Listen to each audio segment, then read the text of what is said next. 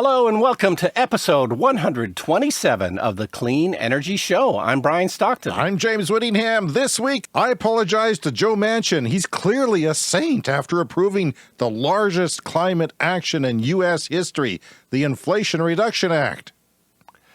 A massive fire has been spreading at an oil storage facility in Cuba. Our only hope now is that the fire spreads to a Cuban cigar factory so we can all enjoy the sweet, smooth, smoky aroma. And I outline everything clean energy related from my vacation. And as Brian predicted, in the last episode, I did in fact almost die. Chinese EV maker BYD is entering the Japanese market with 3 models. Japanese car makers have stated publicly that they're not worried. Privately, they stated, "Oh yeah, we're totally doomed." All that and more on this post-vacation edition of the Clean Energy Show. Brian, when I got back from your cottage, I wanted to record a podcast. I was not ready to put my feet up anymore. I can't stand it. I don't know what I'm going to do. If you die, if you get run over by a bus, I'm just not going to be able to expound my clean energy thoughts, and I'm desperate. I'm hooked on this now. Yeah, well, maybe you could improv it with. You could, pretend that I'm, do 2 voices. Just do a dumb voice for you, like a puppet voice. Duh, I'm James. I do a podcast. Something like that. It seems to work well. Yeah. So we got a fat, over-bloated show for you this week to get everything out of our system. So listen to it at 2 times speed if you have to. Yeah, and of course, we had pre-recorded our last full episode because you were taking a week off, and with the hope that nothing major happened, and it did kind of wait until you were back, but lots of major things happened, and so much so that you recorded an episode without me, and then here we are to do another one. Yes, so the episode without you is episode 126. It is the interview with 2 analysts from Bloomberg New Energy Finance, and terrific conversation with those people. I hope you listen to it. It's not just about the United States, as we learned throughout the podcast. It is for the world that this is very important, and not just for the reduction of emissions, but because it influences the rest of the world. The United States taking action is a linchpin for everyone else to do action on climate change. Yeah, no, I did hear the show. It was awesome. And yes, I think it's true. Lots of symbolic value as well as dollar value. You have a little bit different sound this week. Yeah, look at this. I got, James, a new microphone. Can you believe it? I'm stunned, Brian. I'm stunned. We now have matching microphones. Did you ever see that documentary Metallica, Some Kind of Monster? I watched some of it, a little bit, yeah. Yeah, this is the microphone they use in the studio in that film. So, it's got to be good. I saw it on I don't know, as my daughter was watching a Taylor Swift documentary. You see it all over the place. It's a very common microphone. What is it? The Shure SM7B. And it's, a bit of a cliche as a podcast microphone, but that's probably because it's the best. I've been watching Only Murders in the Building. Have you? You haven't been watching that, have you? You don't have Disney? No, I have. I love it. Really love it. Yeah, I love it too. I can't, and it's different podcasts people talk about it because there's the storyline is that they're podcasting, a true crime podcast, as it happens in their building. Yeah. But only in their building. Yeah, Steve Martin Short, and there's a murder in their building, and they make a podcast about it while they're doing it. So I'm always kind of looking for the podcast elements, which are semi-realistic, like they're always kind of pulling out a phone and recording something. Yeah. They're sort of doing it just enough to make it believable, I think. It was kind of funny, though, if you watch the initial episode of the series, they start with really bad mics, and they constantly go up. And Martin Short's character is the one doing the buying because he's the enthusiastic one, but he doesn't have any money because he's an out-of-work Broadway director, and he owes money on his building fees. So he says he's going to take them back after 30 days, but he keeps getting better equipment, and they've got boom mics at the end for, and different things, and they record it in the closet. Yeah, it's my 14-year-old daughter's watching it with us, and she's just loving it now too, and terrific show. If we're lucky, there'll be some kind of murder nearby, and we can include that on this show. Yes. It'll be our spinoff. Only murders on the podcast. And did you get your bike yet? Your second bike? Yes. So I did want to update you on that. We got the second one. So my partner and I have matching bikes.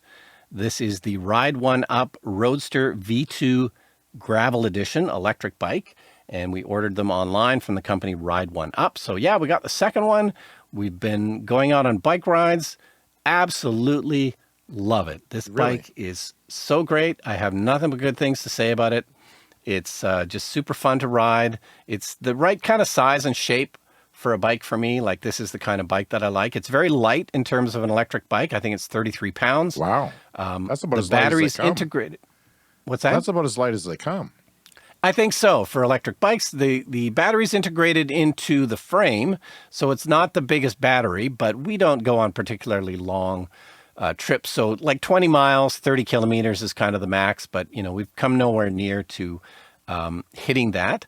I got it up to 22 miles an hour. The speedometer's in miles.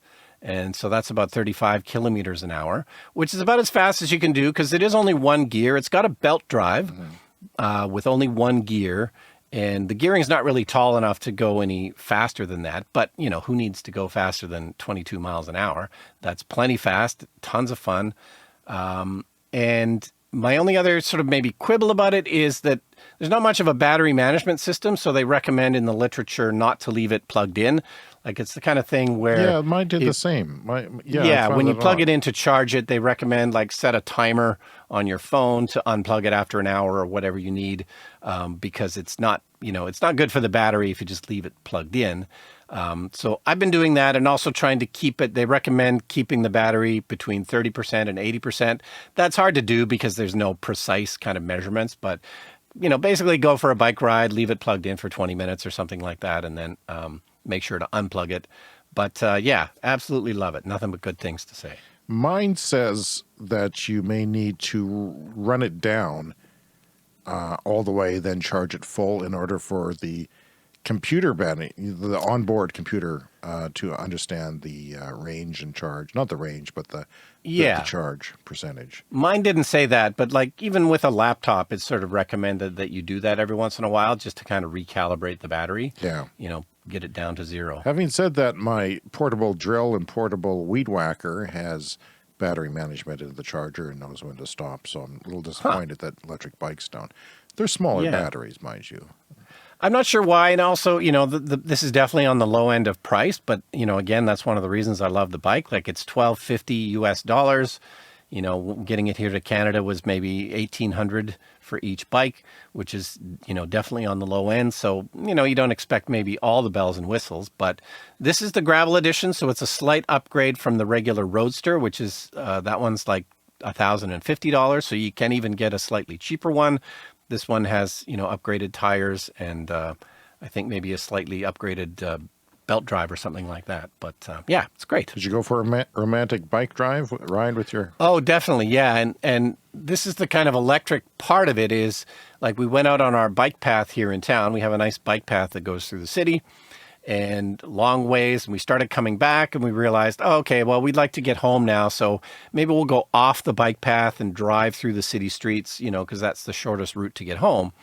And then we realized, oh, no, wait, we'll just put the speed onto number 5, take the long route, stay on the bike path. It's twice as long, but, there's 5 power levels. And so if you want to go quickly or you're feeling lazy, just put it up to number 5. So we were able to take the scenic ride home and arrive in kind of the same amount of time. So yeah, love it. And so, but power level like 1, 2, and 3 is kind of the general range where I put it. It's a bit like shifting gears. Like level 1 is fine for, flat terrain and no headwind or anything, and a bit more of a workout. But, if you've got a headwind or you're heading up a hill or something, you can just pop it up to level 2 or 3. What happens to your other bike, your folding bike, your first bike, e-bike you bought? Yeah, I'm just going to keep that one as a sort of a specialty bike because you can fold it and put it easily in the trunk of the car. So I think we discussed, I'm actually going up to Saskatoon on Friday because I have a Tesla service appointment. I've got a squeaky steering wheel and a bit of squeaky suspension, and they're going to take care of that there. So I'm going to throw the folding e-bike into the trunk and be able to sort of ride around Saskatoon when the car's dropped off. Okay, well, that's good. Are you going to take the bikes to the lake at all? Yeah, I mean, it's almost the end of the season, and we're not sure when we're going to get out there again. But that's the hope. We originally kind of bought them for the lake, but Are you going to I disassemble kind of them and feel put like them in the back of your 3 or what? we could definitely fit one in the back of the 3. I don't know. We sometimes take 2 cars out to the lake, Oh, so yeah. that might be the case. Because I don't have a bike carrier, and I don't really like bike carriers. I don't want to go through that hassle. You got burned by a bike carrier once. Yeah, but it's definitely going to be my main bike because I really like it. All right, enough of this, Brian. Let's get to my vacation. I didn't have much of a vacation. It was a short vacation. I went to your cottage, which you were very generous to lend us. And by the way, I asked you if there was anything, if you're going to keep anything from your cottage for sentimental reasons for the new cottage that you're going to build. Not really, no. You didn't want to. And I told my son this, and he was offended. He says, "Oh my God, I have more emotional attachment to that place than Brian does." My kids really have, to my shock and surprise, an emotional attachment to your cottage. It's hard for them to leave. Even when they want to, they start taking pictures and looking around like it's the last time they'll ever see it. And in this case, it might be true. Might be. And just capturing the thing. And we took 2 cars out. My kids went together in the Prius, and we, of course, my partner packed the kitchen sink and a few other things. Honestly, you would have been shocked, and I threatened to show that I was going to show you what all this thing, because it's a cottage. It's not camping in the woods. You have most of what you need. Why do you have to? Yeah. We literally packed an SUV and a car full of, to the brim. And then still I had to come back and get something because I forgot it, and she did. And it's just we were late. So they got there a half hour early, and they found, we were able to get in and sort of, put their feet up on the deck and really just had it as their own. And you could tell that they were really enjoying, the adult experience of having their own place and in nature for even if it was just a half an hour. So they had a good time, and they, and my son went on as he does, he took my e-bike, my 55-pound mountain bike. It was 55 pounds when I got it, but I actually changed a few things. Like the forks were really heavy, so I saved a few pounds actually by changing the forks to better ones. And he likes to go off because there's so many paths out there, and he just loves exploring. This is something that goes back to his early childhood. He still likes doing it. And he came back, and usually when he comes back from these things, he's really happy. It's like the happiest I ever see him is when he comes back from a trip out there. And this time he was a bit off. And I said, "Well, what's wrong?" And he says, "There was cows." And I said, "Well, why?" He said, "I ran into a herd of cows and they were mean to me. And they mooed at him and offended him somehow." And so he says, "I don't feel bad about eating meat anymore." He's come to the conclusion that he doesn't like cows because they were mean to him. And I think that area around the park is public grazing land that you can, if you're a cattle rancher, there's public grazing land that you can use. Okay. He continued on after the cows because the herd eventually fled. But what if there was an angry bull in that? Like that might be as dangerous as like running into a bear or something. Like, I suppose you don't really expect to run into. It's a provincial park, by the way. Yeah. And he went off. He wanted to go to the edge of the park, the end of the park, and he did. And about a kilometer before the end of the park, he ran into oil rigs in the park. He took pictures. So there are oil rigs in Kenosee Provincial Park in Saskatchewan, Canada. So did not. Yeah, I guess I didn't know that either. They'd be sort of toward the edge there. Yeah, but that's wild. Yeah, so he ran into things he didn't expect. But no, he did have a good time, and he probably would have done more, but it really rained that night, and it never stopped. It's just kept raining, and the roads get to be impassable out there after a while because they're made of dirt. So my partner went kayaking. When she comes back from kayaking, it is the happiest I ever see her when she goes out to the lake, right? This time, not happy. Was it cows? No. She didn't really tell me because I went into the side of Little Kenosee Lake and to the shore, and there's these little picnic areas there, and I chose one of them that had a view of the lake. And I could see her coming because I was worried she actually was gone a long time. And I thought, oh, great, she's having a good time or she's dead, either way. And she comes back and she doesn't tell me. So I get to the shore, to the docking station. By the way, they got this great thing for loading kayaks now, this wooden thing at Little Kenosi. It's got little rollers on it. It makes it so easy for novices like us who, do it once a year. Because you could just sit in your kayak and just give it a little touch and it'll just go right into the water. And if you hit it right, you can come on shore. Well, you just need somebody to smash that bottle of champagne on it, and that's enough to have it slide. Anyway, what was wrong was just where I was looking at her at these little picnic areas. The next picnic area over, there was a nude photography shoot. Okay. You did not see that coming, did you? No. Is that kind of thing allowed? Was this sanctioned? I don't know. I posted on Facebook and I prevented you from seeing it because I wanted to have a natural reaction on the show. So yeah, I spent time waiting around there for a long time, so I knew who was there and who wasn't. I bet you did. And I did not see this with my own eyes, but I saw the people, a woman photographer and a woman model of some sort, going there. And the woman was half naked and holding a beer can. She was posing with a beer can. So keep it classy, Saskatchewan. That's yeah. So I had follow-up DMs questions on that from my male friends. Yeah, she got more nature than she bargained for. This was just a little awkward. So you may see some OnlyFans erotica with my partner in the background looking confused in a kayak. Yeah, I told my son this. He says, Dad, you don't understand. This is what people do nowadays. It's Instagram accounts and yeah. But they seem to know what they were doing, and they seem to. But from the dialogue that she repeated to me, they seem to be a professional outfit. But there was this sleazy guy hanging out by the dock in the truck that said Monster on the side. So I don't know if he was, because he was flirting with them earlier. I don't know if he was sticking around to get a view. Yeah. But, and me without my binoculars on that day. So, and what else? What else did I do? The morning after my kid's bike trip, it was raining, so wasn't much we could do. It was kind of cool, which was nice because it was hot the first day, by the way. And I prefer the cool. And we didn't have a breeze. I hate it when there's no breeze. It's always windy. It's always hurricane force wind where we live. And then when you need a breeze, it's never there for you. Yeah. So there was nothing there. It was a little warm. It wasn't as bad as last year, but it was just one day. So we took off. We did a little drive through Redvers, Saskatchewan, which is home to the Nazi Party of Canada, or at least the nationalist something party. And he was always talking about it.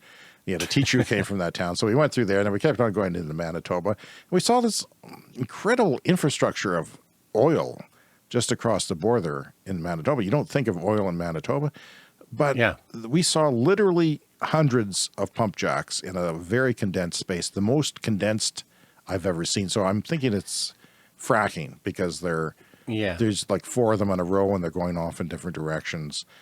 And there was practically a refinery there. Like, it wasn't a refinery, but it was like the size. It looked like a refinery because it had all these huge storage tanks. And there was no cell service. There was no town. There was nothing there. So it was kind of a weird little drive we had into Manitoba. Sounds like a Twilight Zone episode that something weird was going to happen. Well, believe me, these things crossed my mind. So, yeah. And then later on, we did a day trip into Manitoba. Decided to have some adventure because it was only 4 hours to Winnipeg. So we took off to Winnipeg for a day. Nice. And we stayed in a nice little hotel there in a bad part of town.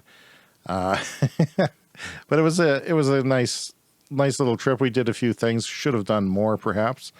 The drivers are terrible in Manitoba. If you're listening to Winnipeg, you have terrible drivers. The speed limit there is a bit faster than most places. We were down by the forks where the rivers meet, and we saw a bike accident right in front of us. This woman was riding a bike, and just went right into the ground for no reason. She just said she didn't turn sharp enough and just completely fell over and wrecked all of her clothing. And Jen, who had just taken a first aid course, ran up to her, and she said her face was bleeding and all kinds of things. Dear. And the woman was just known to get away. I'm fine. It's just, the people get embarrassed by these things, and Totally. God knows I've been there. Yeah. But she was, it wasn't good for her, and I have no idea why it happened. Right. So it wasn't a collision. I was expecting No. with the terrible Winnipeg drivers No, to be a thank collision. But goodness. there was a story going around online a couple of weeks ago that police in Toronto were actually giving out speeding tickets to cyclists. Did you hear that story? No, I Yeah. didn't. So there's a speed limit for cyclists in this, I believe it was Toronto's High Park. And they were literally out there with a radar gun giving out tickets to cyclists for going too fast. And I mean, sure, there's probably better things for the police to be doing with their time. But I do know it is, oftentimes on those shared paths, the cyclists often do go too fast. So, who knows? It was on a shared path? I believe so, yeah. Like like a biking trail. It could have been you. It could have been me. Yeah. No, my new bike can go, faster than our school zone speed Right. limits. And that's what my daughter, who took the bike out just before the vacation, was so thrilled when she came back. And she said, "Dad, I broke the law." Because they're only 30 kilometers an hour. What is that in miles? It's like... Yeah, like 22 or 20. Something like that. So it's not very much. Also, I had a whistle dog, because A&W brought back the whistle dog. It was a perfect vacation hot dog. It was wonderful. They're doing it better than they used to. For the hot dog aficionado. Well, that's it's the more place like to for go. my childhood memories, Brian, because I used to have Yeah. the whistle dog platter come with a little coleslaw and a plastic tray. Those were the days. Simpler times. So my hotel room had power lines right outside the window. So we were on the second floor, and you could touch, if the window would open, you could touch them. Okay. And there was two of them right there, less than a foot away from the window. That's where they decided to put them. And if you were going to rescue me in the fire, it couldn't be done. So I questioned that, and I thought I'd mention that because I've never seen anything like that before. And then Sounds like a nice hotel. I popped into a Chevy dealership, the biggest in Manitoba, in Winnipeg. Winnipeg is a city of almost 1 million people, 900,000 or something like that. Yep. And I thought, I keep seeing on Auto Trader that they're getting Chevy bolts in. So, but apparently, I don't know. I went there and it didn't go well. I went to the front desk and I said, cockily, "Is there anyone that knows anything about EVs that I could talk to?" Yeah. And she just went on the intercom and said, "Sales to the front, sales to the front." The first Yahoo came up, young guy said, I said, "Do you know anything about EVs?" And he says, "I know a few things." I thought, "Oh, good." But when we drove in, there was a Bolt EUV. This is the little bigger version for about $1,800 more, right where you drove in. And so I said, "Great, we can sit in the seats. We can try out the seat." This is really what we wanted to do in case we want to order one. And we did, and they were good. They were firm, but, the foam was firm, but you weren't sitting against hard plastic. But it was fairly firm. I mean, probably not that different. Actually, I think it did have fake leather. So it's kind of, leather seats sort of get packed in a bit tighter. So it was fine. I don't think there's going to be they're not as nice as my Leaf. They're not as nice as the Prius, but they're okay. They'll do fine. And but the guy, he was like, "I know everything." And he said, "No, we've hardly sold any. Maybe 3 of these." And it's like, I've seen 3 come through your thing in the past month. Yeah. Let alone the past, 5 years that they've been selling them, maybe 4 in that particular place. So he's full of crap and discouraging me from EVs. He didn't try to sell me something else. He did say at one point, they're great. They get a low center of gravity. Lots of people are ordering the Blazer, which is the SUV that's coming next year or so. Yeah. So I think he's starting to come around, and that sounds like what a lot of the GM employees are starting to do. But we got into an argument because he said, I asked him, about the charging, because it's supposed to come with a dual voltage charger. So you can plug into a normal 110 volt outlet here in North America, or you can plug into a dryer plug. Maybe you have one in your garage. Maybe you can have one installed for it. You don't have to pay anything. You just have to pay for the electrical work. And actually, GM is paying for that electrical work to around $1,000 US, I think. Anyway, Yeah, he claimed it didn't come with one. So I was digging through the trunk, and I found the charger, and then I found a detached dryer volt ponytail plug on it. And I said, well, look, here it is. He said, wow, they must have paid the extra $800 for that option. And I said, no, it comes with it. He said, well, you learn something every day, I guess. So he did say it would be $600 to ship it 550 kilometers over here. He said it's no problem to buy out of province. They would write as a check for the extra sales tax because I have to pay sales tax here. Yeah. And people are sort of craving all-wheel drive, which is coming in the Blazer. But yeah, he was just... Yeah, and he didn't want to sell me. I was thinking, okay, he's going to take my number. Didn't do it. I offered it. He didn't take it. He said, I'm not going to be honest with you. We're not going to get any. He says 3 years. He told me 3 years, which is bull crap. It's a lie. You know how the local people aren't doing that. And he said, well, the local people must be getting more. But we're in a small city compared to them. It's just crap. I mean, I'm sure there is a somewhat limited supply, and they But Brian, they're advertising them. I can't watch a baseball game without seeing 5 ads for them. How could they advertise something that's not available? Unless they're only going to BC and, the bigger markets like they would in the States that have, but, the Ontario is where I watch my Blue Jays games, and they seem to advertise for Ontario, and Ontario doesn't have any incentives. Well, they would certainly have more gasoline cars on the lot, so that's probably what they try and sell you. All right, well, let's get on with some things here, Brian. I can't take up the whole show with my own life. You know that. Toyota, the wheels are falling off from electric. You said on a previous episode that it was just the lug nut issue. Well, it's actually more than that. They're literally falling off, and they can't fix them. They're telling people not to drive them. So thank you, Toyota, for this great endeavor into electric vehicles. For the first time in Toyota history, they've made something that they can't literally keep the wheels on, and people can't drive them. This is worse than the Bolt. The Bolt, they made them park outside of the garage and only charged 80%. Well, you buy this wonderful new car and you can't drive it. And they don't know how to fix it. And they're offering to even buy them back from the owners, right? Right. Or give them a $5,000 fuel credit. And it's stupid. And this is a segment of what James learned, because it's interesting. I learned something. I always like to share with the listeners when I learn something. Something called profit parity. So EVs may be more expensive than internal combustion engines to buy, but they also make more money for car makers. And Audi says that moment is now. So we talk about sales, EV parity, like it'll have the same price tag on it as like comparable. Yeah, eventually. Vehicle. And they say that it's starting to happen now with the premium vehicles. Well, Audi is saying that the point where they make profit, like gas vehicles. So that means, you know what that means, right? It means they're going to make them. It means that the onus is now on them. They want to make money so that they start taking the reins of the EV revolution. And that is a fantastic thing. Go ahead. Although still less to be made in terms of maintenance and, for the dealers, like oil changes. That's certainly true. Like Gosh, I hate oil changes. There's a small town Saskatchewan person who posted on our local Facebook EV group page, a Melville Tesla owner, and he said he bought a Tesla and he was showing it off, as people do on these pages, but he was in Melville, which is a small town, and I happen to have some redneck relatives there. Yep. So I asked him how the townspeople are reacting to his electric car, and I had to laugh at his response. He says it's like a weird science experiment that's driving around, if you ask them.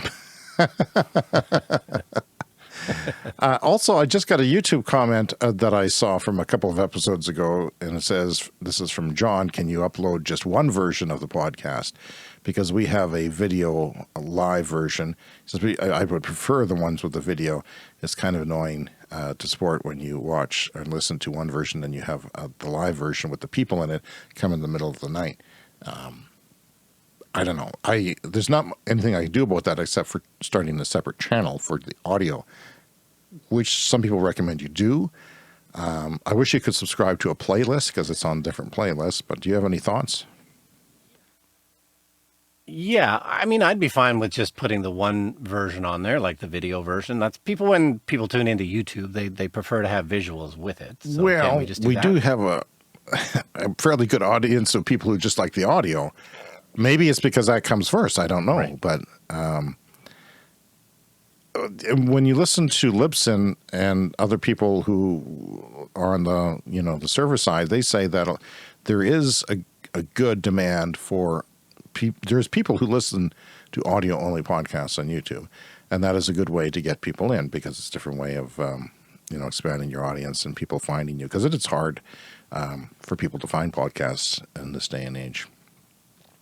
So this is from Bloomberg on Tuesday. The UK government is preparing for a winter energy crisis that includes a reasonable worst-case scenario.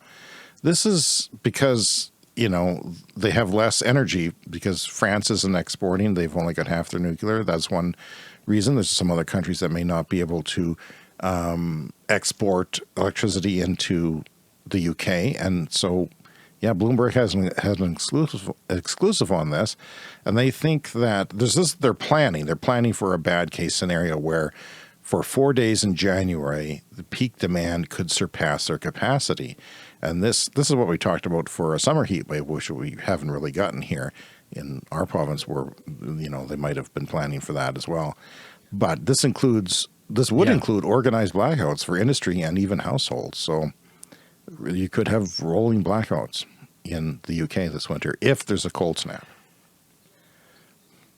Yeah, and of course the dispute continues with Germany and Russia. There's still not the full amount of gas flowing to Germany. Not a huge amount of developments there. It's still, gas is going through from Russia to Germany, but at a reduced amount. And there's still a bit of a standoff, a stalemate over, how to resolve that. Brian, the Inflation Reduction Act was passed, and it is a consequential, bloody miraculous piece of legislation that we did not see coming. In fact, there was this computer chip manufacturing in the U.S. bill that the Republicans were going to support, but only if Manchin didn't support the Climate Act. So he said, there's no way in hell, this is mid-July, that I'm ever going to support the Climate Act. So they passed the CHIP Act. And Manchin did it about face, which shocked the hell out of absolutely everyone, including the EV analysts and energy analysts that we talked to on the last episode at Bloomberg New Energy Finance in New York. They were flabbergasted as well. Anyway, Brian, this does a lot for EVs. It does a lot. It's a bill that does a lot of different things, of course. It's supposed to reduce inflation. We'll get to that in a moment. But it also does a lot for the climate. It's supposed to up to 40% reduction of emissions by 2030 in the United States, which is groundbreaking. No, it's remarkable. And of course, we talked about this extensively, a year ago or something when it was called the Build Back Better bill. And we talked about it then because it seemed like it was likely to pass. And, I felt like a chump for having, spent all this energy thinking about it and talking about it. And then to have it just die like that was very disappointing. And complete surprise to have it suddenly brought back under a different It felt name. like Joe Manchin was stringing people along and saying, yoink, no, I'm not going to ever do anything, but trying to appease me. Now, there is some stuff in here for fossil fuels, including a pipeline in his own state, of course. But the consensus is that that's minor. The CO2 that adds is minor compared to the biggest spending bill in U.S. history on climate, and it's a huge thing. So, yes, the $7,500 tax credits that people get for EVs have been used up by Tesla, GM, and Toyota, believe it or not, for their plug-in electric hybrids. So, yeah, there was a 200,000 vehicle cap on that, but now that's all gone. They'll be able to do it again as long as the criteria is met by the automakers, which is sourcing a lot of that stuff locally or within their free trade zone. So there's also a used EV credit of $4,000, both at a point of sale if you buy it from a dealer, if you don't have to wait for the tax time. I think both these things can be supposedly done at a dealer. Plug-in electric vehicles qualify with batteries of at least 7 kilowatts, which is not much. Yeah, that's unfortunate. It's, a battery that small really doesn't cost very much, so it's a rather large It's a few e-bike subsidy batteries. for not doing much. So that's one of the more unfortunate things, that this will maybe prolong the life of the plug-in hybrid, which we, need to And move from away inside EVs, this pushes U.S. automakers to become more independent from China. In order for cars to qualify, they have to source materials to North America, or a country that has a free trade agreement with North America, or with the U.S. rather. The percentage of these materials increases over the years of this. This goes to 2032, which I brought up with the Bloomberg people is a bit absurd. I mean, if we hit price parity for all vehicle segments, say in 2028, and they go down from there, and then you're giving a rebate in 2032, might be a little bit weird. Yeah, although a great response on that, which is, I mean, if this is largely about, carbon emissions reduction, then, why not keep it out to And 2032? $840 to offset the cost of a heat pump, clothes dryer, or electric stove. So, yeah, you can. That's pretty good. I mean, I wish I had that. I'd probably go get one. Yeah, those are both $8,000 for a heat pump for your house. $4,000 for an electrical panel upgrade, which is interesting, isn't it? Because a lot of people need electrical panel upgrades like you do. No. And as I said, mine cost about 6,000 Canadian, which is, not much more than that 4,000 $2,500 for improving electrical wiring in your home if you need it. So, and say that might qualify for what you did because you had to change your connection to the grid. Yeah, I think that might have covered the whole thing. As I said at the time, like, this is something like everybody in my neighborhood is going to have to do this in the next 10 years or so.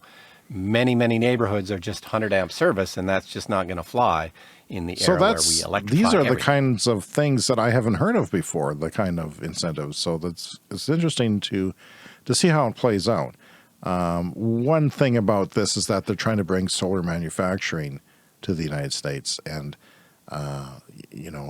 almost all the chips for solar panels are made in China. They're made cheaply there. The United States seems like the last country that can compete with manufacturing on an economic scale. So we'll see how that works. But the Bloomberg people did point out that wind turbines, which will also be managed, they're big, so it's good to make them local. Even the blades have to be, I don't know about the turbine, the actual generator itself, but we'll see about that. Yeah, anything big and heavy. So this was originally called Build Back Better. It's now called the Inflation Reduction Act, which is, I guess, the flavor of the moment. But the question is, and it's really, a climate and infrastructure spending bill. And not maybe that it matters, but, is this actually an inflation reduction I've read several bill? pieces on this saying that it is. I've read a couple that's saying that it's not. I've read a lot more saying that it is. I think there's still a lot of analysis going on here, but they've made some arguments that are above my pay grade. Like just clean energy in general is a reduction of inflation because electricity, for example, costs less. So that reduces things, right? Yeah, and the way that fossil fuel prices have spiked recently because of the war in Ukraine, that's a large part of the inflation that we've been having. So yeah, in theory, if you cut demand for oil and gas, that should bring down inflation because it'll bring down prices. If all this goes through, 40% reduction in emissions in the U.S. by 2030, like, that's a remarkable amount. And yeah, that should hopefully, ease up demand for oil and bring the price down. Okay, well, UPS has given some money, right? USPS. Yeah, USPS, Not US. the U.S. Postal Service. Different organization. Yeah. And this is a story we've talked about before. Many, many people upset with the U.S. Postal Service for not going fully electric in the new fleet of delivery vans that they've been planning. And they've kind of increased the amount a couple of times, but they were still planning to buy lots and lots of gas-powered vehicles for the U.S. Postal Service. But this new bill includes $3 billion for the U.S. Postal Service to buy electric trucks specifically, which was kind of the figure that they asked for. It's like, oh, we need $3 billion to do that. And yeah, guess what? They've got it. And hopefully now this means all So electric for again, the U.S. Postal we Service. talk about this extensively with people who are about as expert as you can get from Bloomberg New Energy Finance. One is Tom Rollins-Reese, who is the head of research for North America, and the other is an EV analyst, Corey Cantor. This is in episode 126, which we dropped yesterday. So it's just behind this episode. It's a good interview, a good information from people who absolutely know their stuff. And we will cover that act more extensively there with those experts. And I encourage you to listen to it. Also encourage you to give us feedback if you're interested in interviews. We did one before, right? We did one with Yuri. And Yuri we got Tarashin some from good Straight feedback Pipes. on that. People seem to enjoy listening to that. So yeah, if you, we could probably do that from time to time, and in addition to the show that we normally do. Okay, so there has been a massive fire in Cuba at an oil storage facility, and this is from a lightning strike. It's not something you hear about necessarily all that often, but oil is flammable and therefore susceptible to things like lightning strikes. So this is turning out to be a huge problem. There's now a fourth tank has caught on fire at this facility. So it's a massive fire burning out of control. And speaking of like brownouts and blackouts and electricity system, Cuba was already predicting that they were going to have electricity problems this summer. And they'd actually already have planned blackouts for Havana because, and this is potentially going to be worse because of this, because this oil storage facility was supplying oil to be burned at thermoelectric plants for some of the electricity system. So Cuba already in trouble in terms of their electricity system. Now it's going to be worse because of this fire, which is still not out yet. But the other thing that sort of brought to mind to me was just that we're at this inflection point where we're, switching to clean energy, but we're also at this inflection point where just a lot of the infrastructure, I think, is really aging, like all over the world. Certainly in North America here, like, our electrical grid in our province, like, they put up a zillion power poles, 50, 60 years ago in the province. And guess what? 50, 60 years later, they're all kind of starting to fall over. And I think a lot of the grid structure in North America and really all over the world is kind of on its last legs. And maybe the clean energy revolution is not going to come fast enough because these are sort of coinciding issues. But, it sounds like Cuba was in a bit of a problem already. Aging infrastructure was kind of bringing things down. And then, boom, a lightning strike. And now they could be in trouble. And people will go around saying that clean energy will bring down the grid and we'll have rolling blackouts. No. Actually, I keep seeing information and studies saying that, the clean energy will eventually make the grid more stable, that it'll be more reliable, that those batteries, then people's EVs working in a two-way function, everything's going to be more stable once we finally get it figured out. Brian, go ahead. Yeah. We're just in this transition period where anytime there's a grid problem, the pro-clean energy people are going to say, hey, it's the fossil fuels that are the problem. And the anti-clean energy people are going to say, no, it's the windmills that are the problem. They're not windmills. That's what they'll say, Well, but that's what they'll wrong. Say if they're Brian, there's one idiots. crucial bit of information from my vacation that I overlooked that this reminded me of. You might say, James, what did a Cuban oil refinery or oil storage fire remind you of for your vacation? Good question, if you had asked it. I was minding my own business driving to your cottage in beautiful Kenosee, and we went through the town of Kipling, as one does. Yeah. And we slowed down because there was a lower speed limit in town. And there's a few bunched up cars in front of us, so we're, going slow. And then suddenly I see this river of fluid flowing across the road from left to right along gravitational lines. Uh-oh. And I'm thinking, okay, it's this clear liquid, and it's just flowing like a river. Like, what is this, a water main break or something? Yeah. And just as I'm about to drive over it with my hot exhaust, I look over, and there's these two guys in a pickup truck trying to get this tank desperately back onto the back of a truck. And it smelled horrible. No. And I'm fairly certain that it was diesel. And you know, a little bit, and I didn't go too slow, so the guy kind of gave me a dirty look, but what the hell was I to know? And this is this instant frame capture second moment of time that burns in your mind. And that's what I saw. And so I think some Yahoo was taking some diesel, a big tank of it, back to the farm or whatever. That probably happens. I've seen other people doing that during this trip. Yeah. And it fell off and spilled everywhere. Like probably $2,000 worth of it, I would guess, at least. But the thing is, you know, if you're driving over and it splatters up on your exhaust, your hot exhaust, which I had an SUV, gas-powered SUV, which, by the way, $2 a gallon, or $2 a liter, rather. And it went down through the trip. The gas prices were falling fast, by the way. But yeah, that could have set me on fire and set him on fire, and it was just a dangerous, stupid, what the hell, where did this come? But my car smelled like that the whole trip. On the outside. Like if you walked near it to get a bike or something off the rack, then it was like, it still smells, and it's like this horrible smell. And yeah, so, and I kept checking Twitter to see if anybody was tweeting about it, or if there was a subsequent explosion, or, you know, but this is an environmental catastrophe. What were they going to do? Just run away and just leave it into the groundwater, the well water, and it was going to come back in the well water of this town or something? I mean, I don't know where they get their water, but it could be. Yeah, so that's Yes, the there's James always almost died some way of me almost for dying the and summer. a trip to your cottage, but. And also, I often say, like, you know, fossil fuels are often the most unpleasant thing about the cottage, because even though you're supposed to be commuting in nature, everybody's got these giant SUVs and jet skis and everything. And then your car has to drive through a bunch of diesel and then stink the whole time. Or maybe burn down. And I have to breathe it too. So, yeah.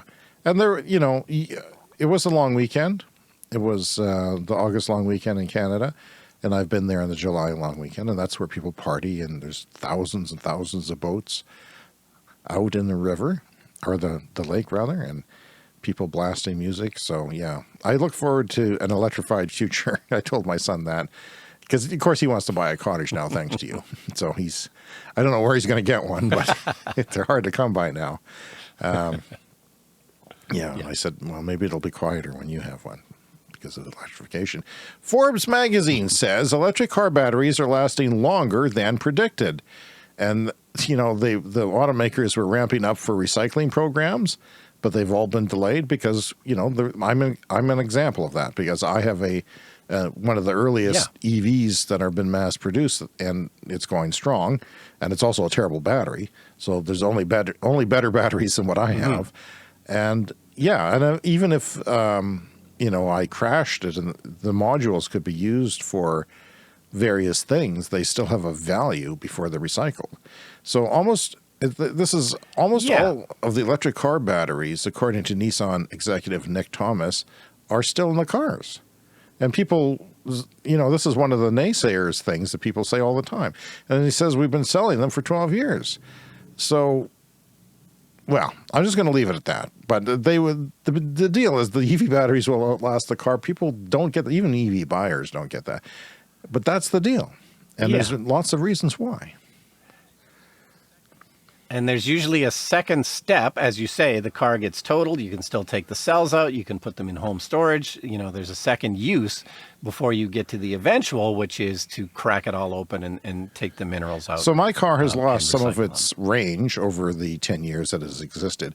But what some companies do is they'll buy a pack at a wrecker, you know, say from another Nissan Leaf. They'll take the best modules out of there and replace the worst ones in your car, and then they'll send the rest to recycling. Yeah. But what people don't realize is electric cars have sophisticated battery management systems that guard the long-term health of the batteries. And most manufacturers offer, you know, warranties of 8 years or 100,000 miles even. And there's, an industry expectation that EVs will last longer than that, so they should outlive the cars. Yeah, they're definitely going to get better. Like they're only going to get better. Like, Tesla's talking about million-mile batteries and 1.5 million-mile batteries. So we'll see what happens in the next 10 years. Yeah, you can expect a bit of degradation, but your battery should last for the life of the car. I mean, right now, people trade in their cars after 3 years, 5 years. Your EV should be able to go a lot longer than that. Okay, a story here from Drive Tesla Canada. This is a couple of weeks old, but I thought it was important just because we talk about the Japanese car manufacturers quite a bit, and that is that BYD is planning to enter the Japanese car market. This just struck me as a really, really big deal. I'm a person who grew up on Japanese cars in the 70s and 80s. That's all I was interested in owning was Japanese cars. And now here we are. BYD from China is, going into this is a very interesting development, Mr. Stockton, isn't it? This is very symbolic in many ways, isn't it? That's what I thought. I mean, they're going into, Toyota, Nissan's backyard, and they're just going to scoop up market share. That says so much. The Japanese automakers, I see thriving with their plug-in electric hybrids, but people really don't want them anymore. There's some places that do, but people generally want the full meal deal. They want a battery electric vehicle. And you see that with many of the sales reports in most places, in a lot of places. Brian, it's time for What Do You Think? And let's breathe through this quickly, please. This is where I ask you, what do you think of things that I'm not sure what to think about? So Tesla is not going to only add 8 new factories, which is entirely possible by 2030, but increase average volume production capacity from the 450,000 averaged across their 4 current factories to 1.66 million per factory to reach 20 million per year. What do you think?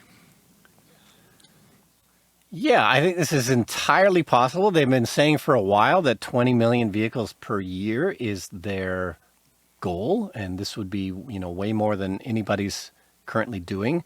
The Tesla factory in Shanghai is at a run rate approaching 1 million vehicles a year, just at that one factory. They haven't done that for a full year, but their current run rate, and they just had some more upgrades, and they've opened a new line.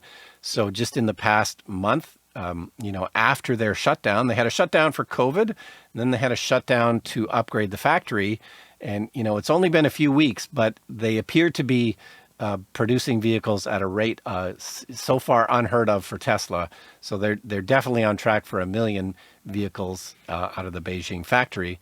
And no reason to think that they can't replicate that at, they're looking for maybe a dozen factories to make 20 million a year, to take the crown of the world's biggest automaker away from Toyota, which they're already kind of on the verge of doing with the Toyota Corolla.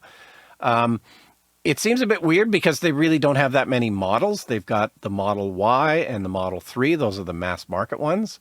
But the Cybertruck is coming. The Tesla Semi is coming. They've started teasing like some kind of a van or a people mover vehicle.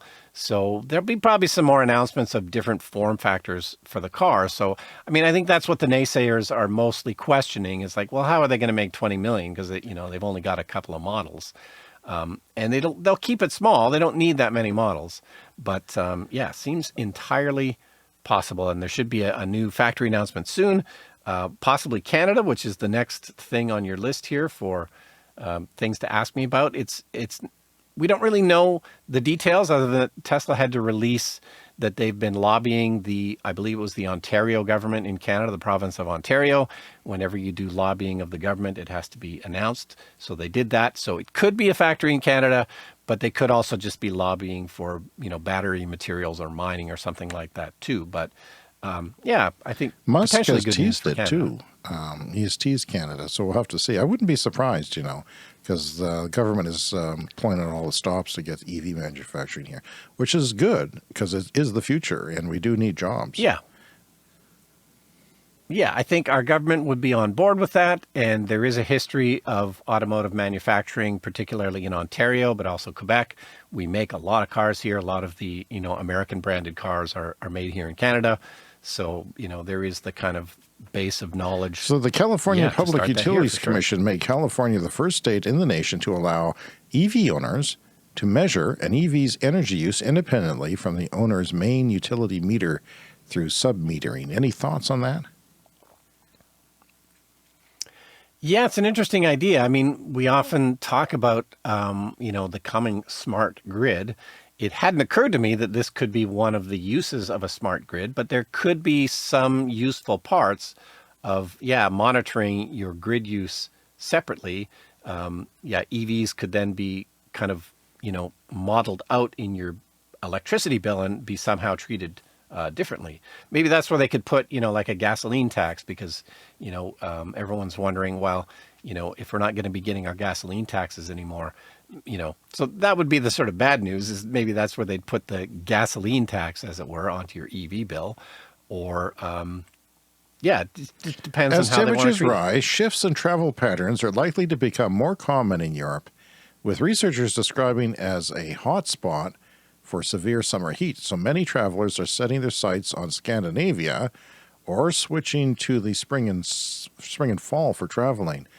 As a person who's traveled Europe and is well-traveled and well-versed and does a bit of a Scandinavian accent at will, what do you think of this?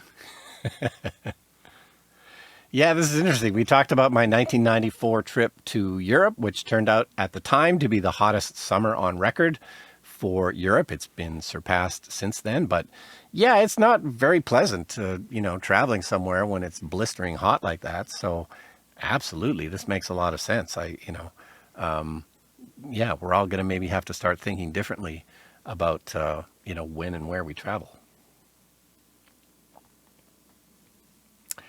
And speaking of tropical vacations, Hawaii has received their final shipment of coal.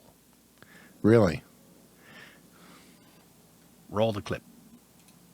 Democratic Senators Joe Manchin and Chuck Schumer.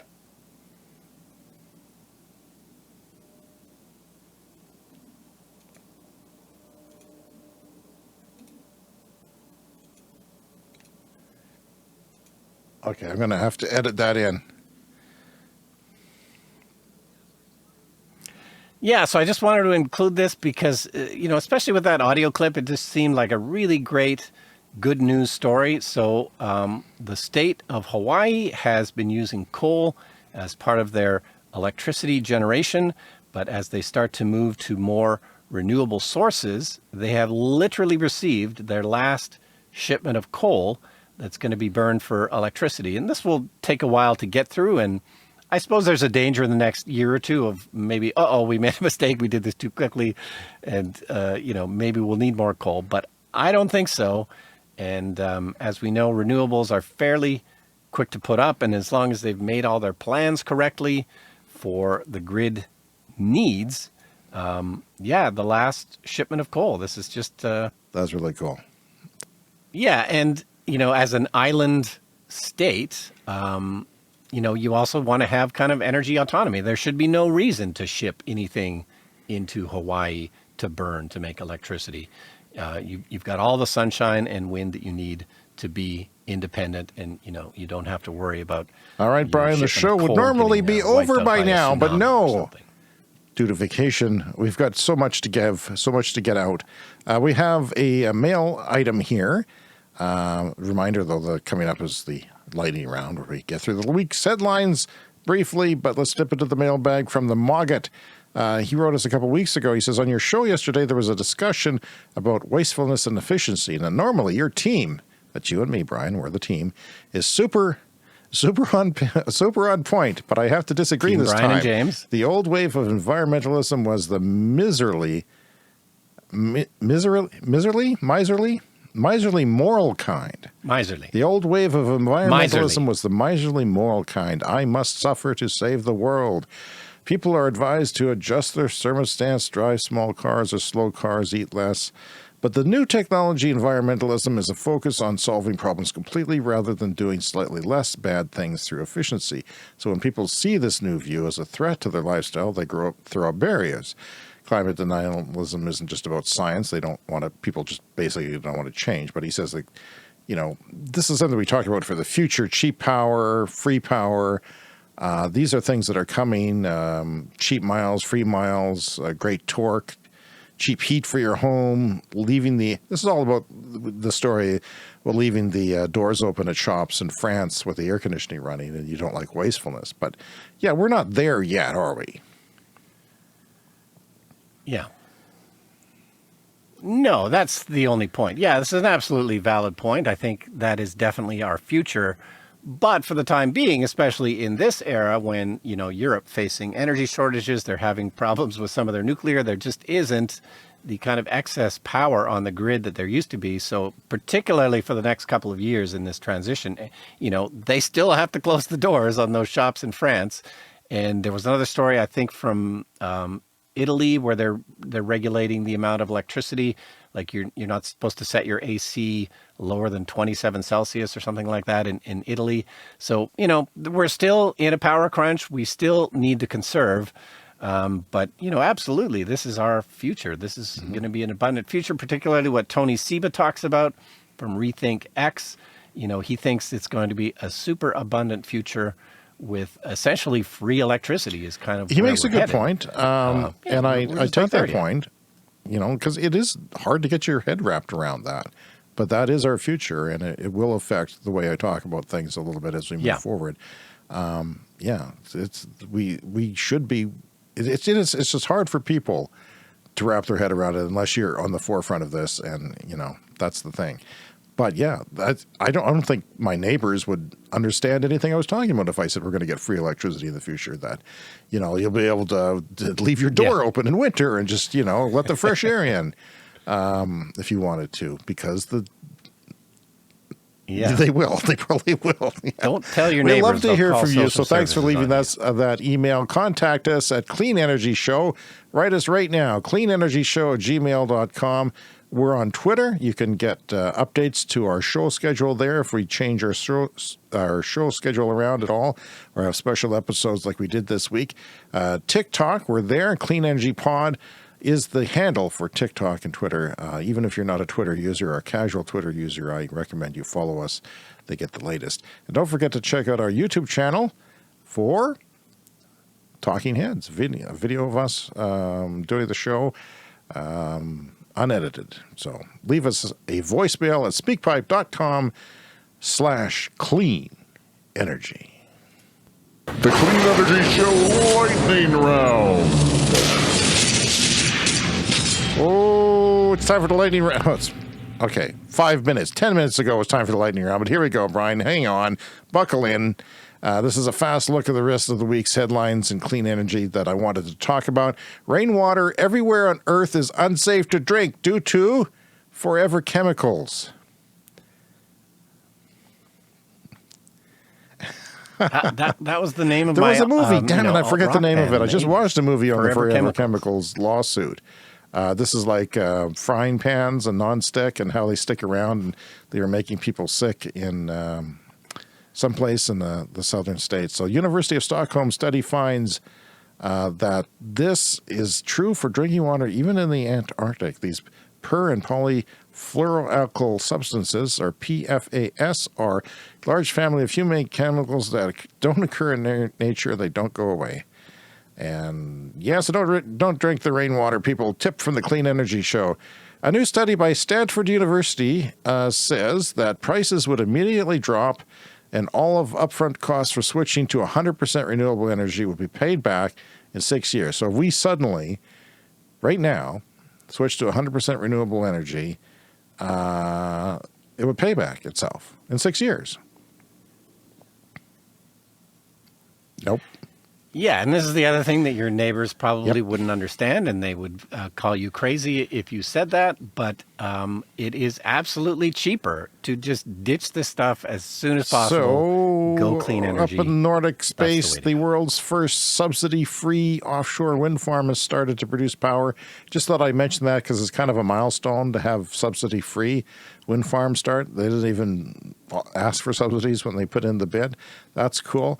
So the failure in French nuclear is increasing electricity prices all over Europe, not just in France. France already had more nuclear than they could use themselves in the past and was a net exporter during nighttime and low French demands. Now France has a huge electricity import, further increasing. The prices have gone out of control in France. France is an interesting case study right now. Yeah, and the UK is also in a bit of a power crunch, and it's partly because they've often relied on France to send them some excess power. So, yeah, lots of potential shortages. Brian, it's time and, for a surprise brownouts and new blackouts feature, the coming Clean in Energy the Show UK and Fast other Fact. places. That's right. I'm going to randomly insert fast facts into the show now from time to time. Electric vehicles require fewer workers to assemble than gas or diesel vehicles, according to the New York Times. That's pretty cool. And just one more reason. Wow. Is it maybe just the evolution of these things? I mean, No, car factories are just getting if you look more at a automated combustion over the years. vehicle, all the hoses and the clamps and the welding and the exhaust pipes, yeah, I can see how it would be. Here's another one. 175 of the 180 nuclear power projects examined in a study found the final costs exceeded the initial budget by an average of 117%. Hope you were sitting down for that. And took an average of 64% longer than projected. So that is a study that has proven that nuclear never comes in on time or on budget. Oh, why don't we have another fast fact? The land requirement for the world to go carbon neutral is less than that of the current energy infrastructure. So people say, oh, where are you going to put, my son even said this, That's where are you going to put all the solar So panels? putting up- How about on the oil wells lands, on the refinery land, on the pipeline land? Come on, people. Yeah, so we don't often talk about that, but all of this, or, that oil storage facility in Cuba that we were talking about earlier, it's not just a fire hazard, but it's a massive, massive place that, could easily use that land From for our solar, friends at and Bloomberg, I apparently think you we can say that now. You wouldn't even need France's that. EDF utility is lowering its nuclear power output because the temperature of the river it relies on for cooling is getting too hot in a heat wave this summer driven by climate change. Everything fits together, Brian. Everything we talk about, it all fits together like a perfect puzzle. And Yeah. yeah, nuclear, all even connected. nuclear. I mean, this is after Reuters reported that the Rhine in Germany, its main shipping artery, was getting too shallow to transport coal to power stations. It's almost like God is saying, hurry the hell up. Nature is acting back, and as there's these loops of things that are happening. Yeah. No, and the Hoover Dam in the U.S., which I believe it's Lake Mead, which is backed up by the Hoover Dam, is the water level's been dropping for years. They may not be able to. And this is from generate EcoWatch, electricity hot off there the at some press. A point in new the study has found that as climate warming increases overnight temperatures, these hotter nights could increase mortality risks in heat waves by as much as 60%. Because remember, we were talking about this a couple of shows ago. It's not just about the temperature during the day, it's the temperature at night, which is why we have heat warnings based on nighttime temperatures in Canada, because you don't get any relief from it. Your house doesn't cool down. Yeah. And that was the case last summer here where we live. It just was not cooling down at night. So it was definitely the hottest summer that I've had living in this house. This year, fortunately, it's kind of acting more like the old days, and it has been cooling down at night. We've had maybe one night this summer where it was difficult to sleep, but yeah, it's been cooling down at night, and it's been an absolute And finally dream. this It's been week okay on not this to have fat, air conditioning overstuffed this summer. show from the journal Nature, rapid battery cost declines accelerate the prospects of an all-electric inter-regional container shipping routes. So as battery prices of $100 US per kilowatt hour, as they approach that, the electrification of inter-regional trade routes of less than 1,500 kilometers, which if you ask me is still pretty significant, is economical with a battery ship with a minimal impact to the ship carrying capacity. So that is to say, it's not displacing much of the ship's capacity to stuff it with batteries because of the costs, and including the environmental costs.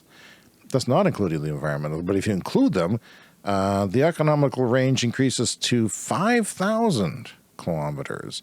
And if batteries achieve a $50 per kilowatt hour price point, which we expect them to sometime next decade, maybe earlier than later, the economical range nearly doubles to, up to 10,000 or 3,000 without the environmental impacts. So that means that, shipping is 14% of pollution in the States of U.S. is coming from shipping. So yeah, it's not insignificant to electrify some of that. And that's something we also haven't heard about before. So that's a positive thing to end the show on, Ryan. That's our time for this week. If you're new to the show, remember to subscribe on your podcast app to get new episodes delivered weekly. And we are always here every week, Brian, with the latest news and discussion thereof. So we'll see you next week. See you next week.